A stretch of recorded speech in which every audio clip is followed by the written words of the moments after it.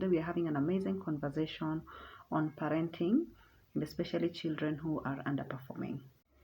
Hello and welcome to my channel. My name is Paps Wanyuki. I'm your partner in creating the life you design. It's good to see you. Why am I here? It's because your child has amazing gifts they need to share with the world, and my job is to help them put them out there confidently. And so I meet many parents who are very concerned about their children's grades, and they're like, Paps, you need to talk to my child. They're not doing well in school. They are failing. They're not getting good grades. I don't know what we can do to motivate them and to help them. That's why you should not pressure your child about their grades.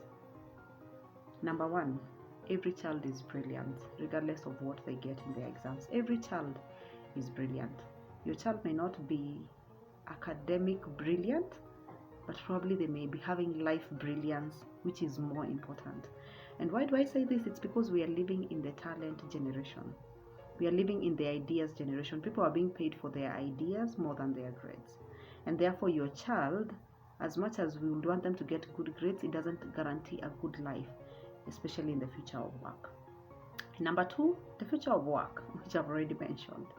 And why do I talk about the future of work? First of all, so many things are changing in the fourth industrial revolution that is positioning things to change further in future. And so children will not just be paid for the credentials they have in future, and even right now in the current job market, they are being paid for being able to apply those skills. So it's not just about the papers, it's about the skills that are in the papers. Are they able to monetize them? Are they able to use them to solve problems in the world? That is what your child will be paid for. And why do I talk about this in future? The future of work, the future of education. First of all, things that will change is that trainings will be more oriented to the workplace. And so probably your child will do the basics and then they go and learn the rest from their workplaces. In a way that there wouldn't be a school that will be good enough to prepare you to work for a certain organization. Children will go at an earlier age to organizations, get attached there and get trained on how to do the job. And right now, Google has a certification where a degree, like a course that is worth 4 years, is condensed into 6 months.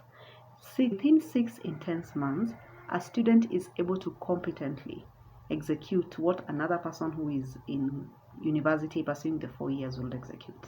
And the other reality is that in future there will be a very high specialization. The people who will make a big kill, number one, will be investors, number two, stakeholders, and number three, highly skilled professionals. And so positioning your child to discover something they are good at and then become an expert in it will make them without certainty in future, like high skilled, in a way that they are someone that is sought after, they are a consultant, they are a high skilled and probably a high paid kind of an employee. That is what will. It doesn't mean that your child is written off if they're not able to get good grades right now, because good grades will not be a quantifying factor in life in the future like it was in the past. Good grades does not mean a good job. It does not guarantee a good future. It's about this child being able to know what they are good at. What are their skills? What are their abilities? What is their personality? What is even their gifting? What are they good at? What are they natural at? Because now those are the things they should be trained on to become experts. And so in the future of work, in the future of education, it's not about the quantity of papers.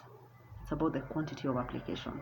And that is why right now we have so many celebrities and influencers whose paperwork doesn't matter, but the corporates still hire them for their competence. Why? Because they are highly skilled. And so it's important to position your child not only for the good grades, but also for skillfulness.